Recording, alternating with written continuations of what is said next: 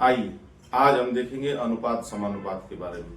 ठीक है, सबसे पहले हम इस ब्लैक बोर्ड पे जो टॉपिक लिखा है उस पर चर्चा कर लेते हैं, इसके बाद हम आगे बढ़ते हैं। ठीक है, तो सबसे पहला टॉपिक हमारा क्या है? अनुलोम अनुपात। ठीक है, सबसे पहला हमारा टॉपिक क्या है? अनुलोम अनुपात। ठीक, अनुलोम अनुपात में क्या होता है? जैसे मान लीजिए दूरी बराबर चाल गुणे समय। ठीक है, अगर हम ये कहें कि दूरी और चाल में, ठीक है, क्या है? अनुलोम अनुपात है। दूरी और चाल में अनुलोम अनुपात है। अगर हम दूरी को बढ़ाते हैं तो चाल भी क्या करना पड़ेगा? बढ़ाना पड़ेगा या बढ़ेगी। ठीक है, और अगर दूरी को घटाते हैं तो चाल भी क्या होगी? घटेगी। अच्छा, अगर हम कहें कि दूरी और समय में भी अनुलोम अनुपात है, ठीक है, तो क्या होगा? दूरी अगर बढ़ाएंगे तो समय क्या लगेगा? ज्यादा लगेगा। दूरी घटाएंगे तो समय कम लगेगा। ठीक है, इसको क्या बोलते हैं? अनुलोम अनुपात। ठीक है, यानी एक को बढ़ाएं तो दूसरा भी बढ़ेगा। ठीक है, और एक को घटाएं तो दूसरा भी घटे, उसको क्या बोलते हैं? अनुलोम अनुपात। ठीक है, अब है दूसरा टॉपिक है हमारा क्या? प्रतिलोम अनुपात। ठीक है, प्रतिलोम अनुपात। तो अगर हम ये कहें कि समय बराबर दूरी बटा में चार। ठीक है, दूरी बटा में चार। ठीक, अगर ये कहें कि समय जो है चाल के क्या है? इनवर्सली प्रोपोर्शनल है। ठीक है, यानी व्युत क्रमानुपाती है। समय को अगर बढ़ाते हैं तो चाल क्या होगा? घटेगा। चाल को अगर समय को घटाते हैं तो चाल क्या होगा? बढ़ेगा। ठीक है, इनवर्सली प्रोपोर्शनल है। समझ में आ रहा है आपको?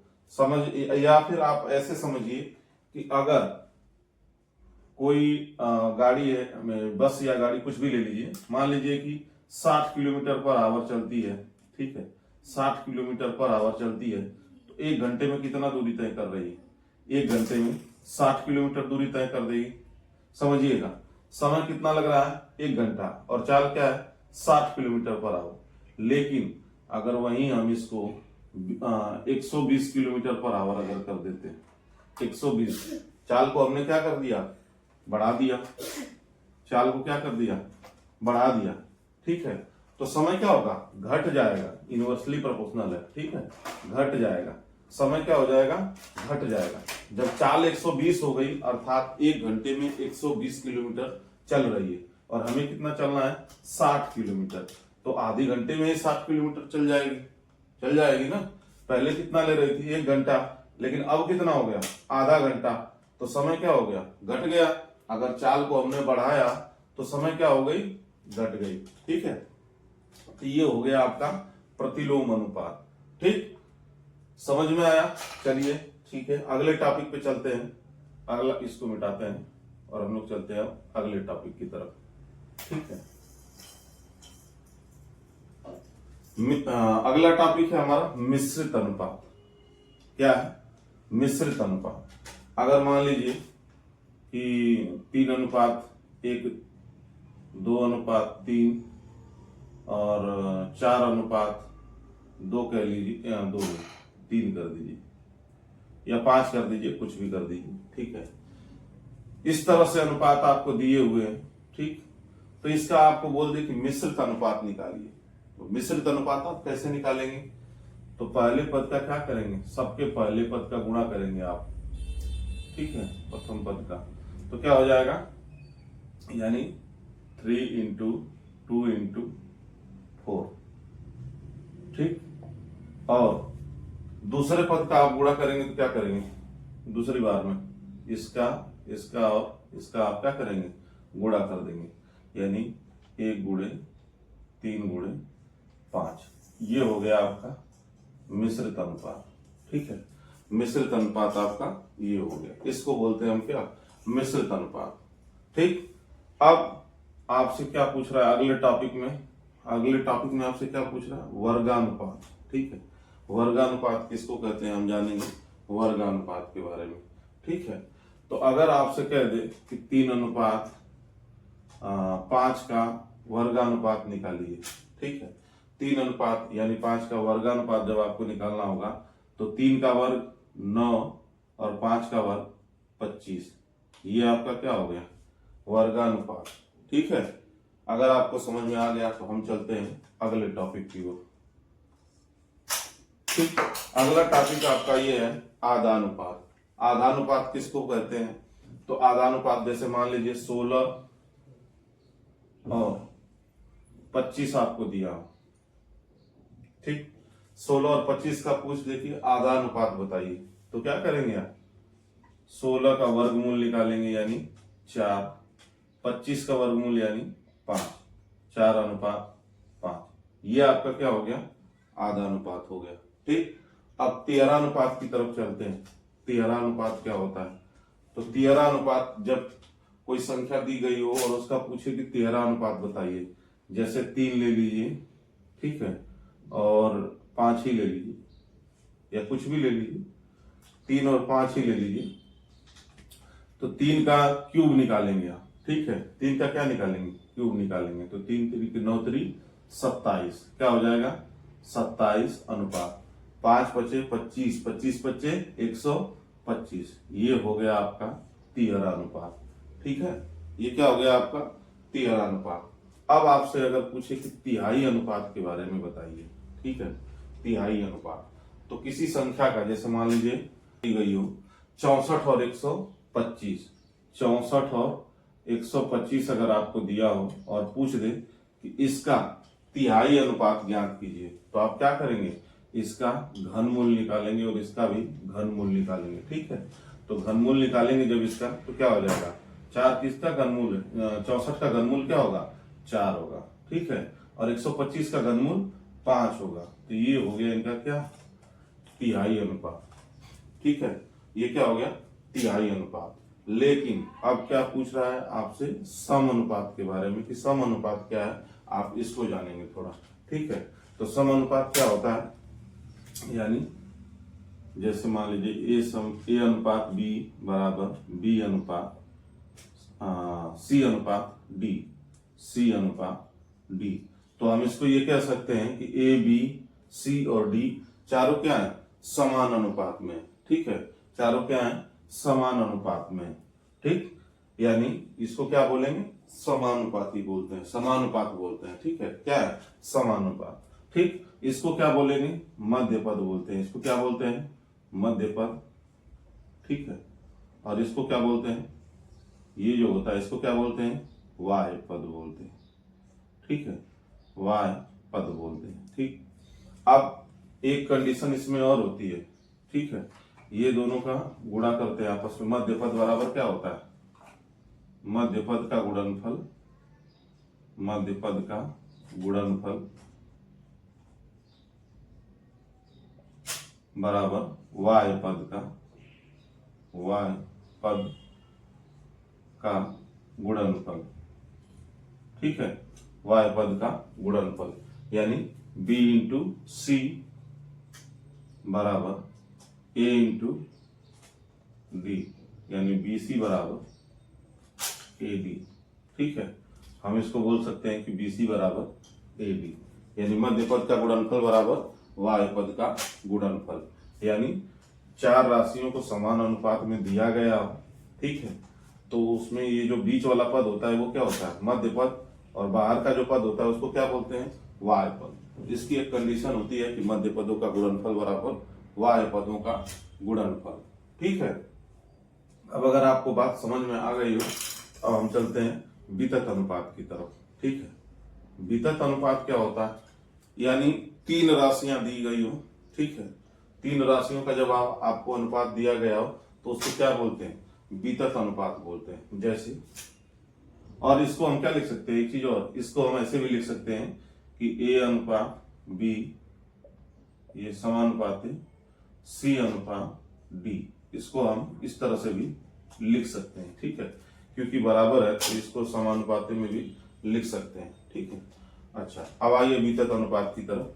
तो वितत अनुपात आपका क्या है, ठीक, वितत अनुपात जो है 3 राशियों का अनुपात अगर आपको दिया है तो उसको क्या बोलते हैं, वितत अनुपात बोलते हैं। जैसे ए अनुपात बी, ठीक है, बराबर ये समानुपाती बी अनुपात सी। अगर इस तरह से आपको दिया हो, ठीक है, तो इसमें ये क्या करते हैं, मध्य पद का अगर आप गुणा करेंगे यानी बी इंटू बी बराबर ए इंटू सी, ठीक है, यानी बी स्क्वायर बराबर ए सी या बी, क्या हो गया, बी बराबर अंडर रूट ए सी। बी जो है क्या है, मध्य अनुपाती है, बी क्या है, मध्य अनुपाती है। अभी आपने देखा इसको क्या बोलते हैं, मध्य पद। और जब इसका हम अनुपात निकालेंगे, मध्य अनुपाती निकालेंगे, तो कैसे निकालेंगे, जैसे मानिए वितत अनुपाती में दिया है, 3 ही पद है इसमें, ठीक है, 3 ही पद है, ए अनुपात बी समानुपात है बी अनुपात सी, ठीक है। तो हम इसको ऐसे लिख सकते हैं कि बी इंटू बी मध्य पद का गुणनफल बराबर वाय पदों का गुणनफल, यानी बी इंटू बी बराबर ए इंटू सी, ठीक है।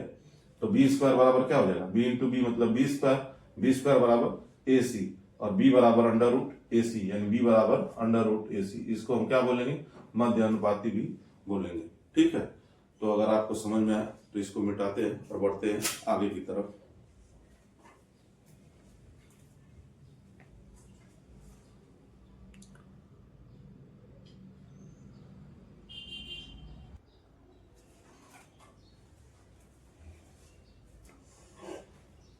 आइए अब कुछ महत्वपूर्ण कैलकुलेशन देख लेते हैं, ठीक है। जैसे मान लीजिए कि ए अनुपात बी आपको क्या दिया, 2:3 दे दिया, ठीक है, 2:3 दिया। तो हम इसको कैसे लिख सकते हैं, इसको लिख सकते हैं ए अपान बी बराबर 2/3 लिख सकते हैं, यानी ए का मान इसमें कौन है, ये 2 है, और बी का 3, ठीक है। या हम इसको ऐसे कह सकते हैं कि 3a बराबर 2b, ठीक है, यानी इसमें ए का मान कौन हुआ, ये 2 हुआ, और बी का कौन है, तो बी का मान कौन हो गया, ये 3 हो गया, ठीक है। ऐसे हम दर्शा सकते हैं इसको। ये छोटी छोटी मगर इंपॉर्टेंट बातें हैं, इसको ध्यान दीजिएगा आप लोग, ठीक है।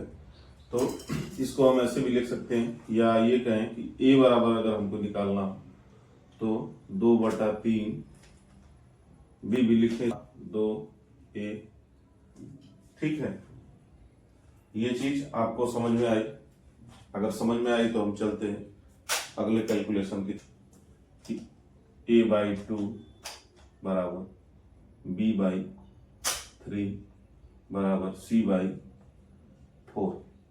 अगर इस तरह से दे दे तो आप क्या करेंगे, आपको पूछ दे कि a अनुपात b अनुपात c इसका मान क्या होगा, ठीक है। तो क्या होगा, ये a का मान और ये b का और ये c का, यानी 2:3:4, ठीक है। या के मार के निकालोगे तो भी आ जाएगा, ठीक है। तो इस तरह से ये हो गया, ठीक। अब आगे चलते हैं, अगला कैलकुलेशन है, मान लो कि 2a बराबर 3b बराबर 4c, ठीक है। 2a बराबर 3b बराबर 4c। इसमें आपसे पूछ दे कि a b और c का अनुपात बताइए, ठीक है, ए बी और सी का अनुपात बताइए। तो जब आपको अनुपात बताना होगा ए का, तो ए को बताने के लिए आप ए को क्या करेंगे, छोड़ दीजिए, और बी का क्या करोगे, गुणा कर लोगे बी और सी का, तो 3 चौक को 12। बी का निकालना होगा तो बी को छोड़ दीजिए और क्या करेंगे, 2 चौक को 8। वैसे ही सी का अगर निकालना हो तो 3 दूना 6, ठीक। कटा के छोटा कर दीजिए अगर कटने लायक है तो, ठीक।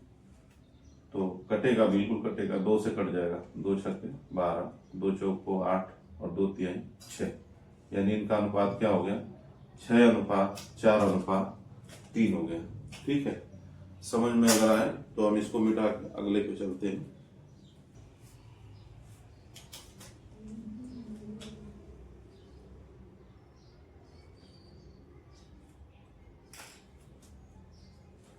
एक और देख लीजिए आप, ठीक है।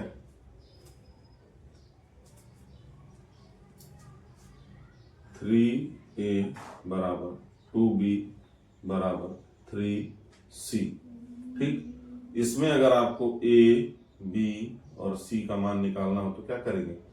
A को छोड़ दीजिए 2×3 6, B को छोड़ दीजिए 3×3 9 और C को छोड़ दीजिए 2×3 6, ठीक है। अब कटा के छोटा कर दीजिएगा, कटता हो तो 3 से कटेगा, सब में कटेगा। 3×2 6, 3×3 9 और 3×2 6, यानी ए बी और सी का अनुपात क्या आ गया? 3:2, 2:3:2 आ गया, ठीक है। आइए अब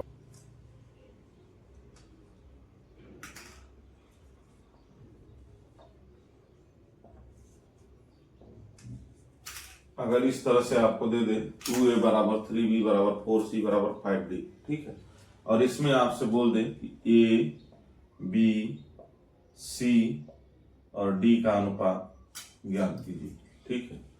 A, B और C, D का अनुपात ज्ञात कीजिए। तो इसमें भी क्या करेंगे आप? वैसे ही करेंगे। A का निकालना हो तो A को छोड़ दीजिए और B, C और D से गुणा कर दीजिए, यानी 3 चौको 12 25 60, ठीक। B को छोड़ दीजिए, 2 चौको 8 25 40, C को छोड़ दीजिए, 2×3 6 25 30 और D को छोड़ दीजिए, 4×3 12×2 24, ठीक। अब कटा के छोटा कर दीजिए अगर कटता हो तो, ठीक है। कटेगा, बिल्कुल कटेगा। 30 20 और 15 और 12, यही आपका अनुपात होगा। अब इससे कट के छोटा ये होगा नहीं, ठीक है। तो ए बी और सी और डी का अनुपात क्या हो गया? 30 20 15 और 12, ठीक है, ये हो गया। इस तरह से अगर दिया हो तो आप अनुपात ऐसे निकाल सकते हैं, ठीक। ऐसे दिया हो 2/3A 3/4B और 5/7C ले लीजिए, कुछ भी ले लीजिए, ठीक है। इस तरह से अगर आपको दिया हो और पूछे कि A, B और C का अनुपात क्या होगा, ये अगर आपसे पूछे तो आप कैसे इसको बनाएंगे, ठीक है। तो आपको क्या करना है, A को आप जैसे आप उसमें कर रहे थे वैसे ही करना है, ठीक है, लेकिन इसके हर से भी साथ में गुणा करना है। तो पहले तो इसको छोड़ दीजिए, 3 5 15 और 15×3 45, इन दोनों का गुणा करने के बाद हर में भी गुणा करेंगे, ठीक है। थोड़ा सा हटके है उससे, लेकिन इसमें आपको थोड़ा सावधानी बरतना है, ध्यान देना है बस, और कुछ भी नहीं, वैसे ही है, ठीक है। यानी हम कहें कि ऐसे आप गुणा कीजिए, इसका फिर उसके बाद इसका, इनका आपस में अगर आप गुणा कर देते हैं तो आपको मिल जाएगा, ठीक। अगर बी का निकालना है तो बी का कैसे निकलेगा? ऊपर का छोड़ दीजिए और इसका और इसका गुणा कर दीजिए, यानी 5×2 10 और 4 40, ठीक। वैसे ही सी का अगर निकालना हो, ठीक है, तो सी का ऊपर वाला छोड़ दीजिए, 2×3 6 और 6×7 42, ठीक है, 6×7 42, ये आपका क्या आ गया? रेशियो आ गया, अनुपात है, ठीक है। और अनुपात का कैलकुलेशन हमने बेसिक कैलकुलेशन किया कि कैसे आप इसको कैलकुलेशन करेंगे, इस चैप्टर में कैसे यूज करेंगे, ठीक है। तो आप लोग भी प्रैक्टिस कीजिएगा, ठीक। और कल से हम अगले पार्ट में पार्ट बाय पार्ट आपको इसमें जो भी जिस तरह के भी प्रश्न बन सकते हैं उन प्रश्नों का संकलन करके मैं आपको पार्ट बाय पार्ट बताते जाऊंगा, ठीक है। तो आप लोग मेरी वीडियो को जरूर देखिए, और अगर मेरी वीडियो पसंद आ रही हो तो इसको वीडियो को ज़्यादा से ज़्यादा शेयर करना है, और मेरी वीडियो को लाइक कीजिए, शेयर कीजिए और कमेंट कीजिए। अगर किसी भी तरह की त्रुटि पाई जाती हो या कुछ आपको लगता है कि नहीं ऐसा होना चाहिए तो आप कमेंट जरूर कीजिए, ताकि हम अपने आप को और बेहतर बना सकें, ठीक है। तो आप मेरे YouTube चैनल आरसी क्लासेस को सब्सक्राइब जरूर कीजिए दोस्तों, और बेल आइकन को प्रेस कीजिए ताकि इस तरह की वीडियो मैं आप लोगों के लिए डेली ला सकूं। धन्यवाद दोस्तों।